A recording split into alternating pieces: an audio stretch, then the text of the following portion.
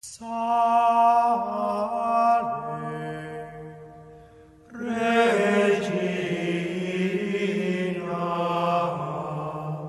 Mater misericordiae.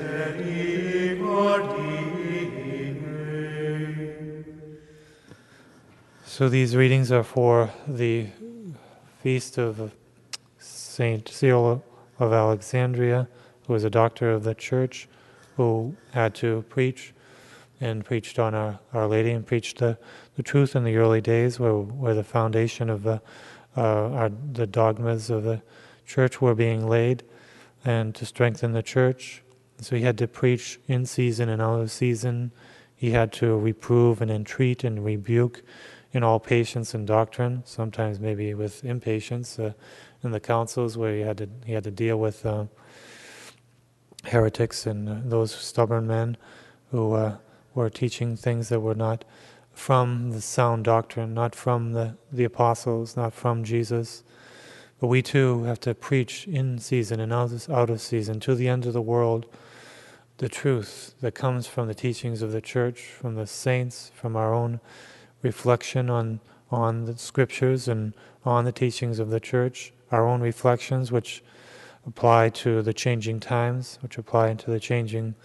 seasons, and we must too reprove, entreat, and rebuke in all patience.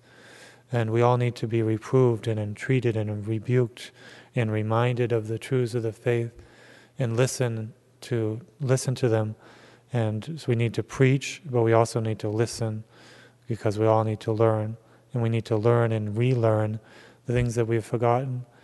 So preaching is so important on a daily basis, on an everyday basis, to learn and relearn the truth and learn new things too, because we don't always learn everything in the beginning from what we hear, and we will learn deeper and deeper and deeper things from the scriptures and from the Holy Father and from our neighbor too. Learn deeper and deeper things of the truth if we listen, if we are attentive and docile to the truth, and we put it into our hearts and our lives, and grow steadily in holiness from this truth, from the ever lasting truth that's the same and yet new in our hearts and in the world. So let us do our part in preaching the truth and also in listening under the guidance of Our Lady's inspiration.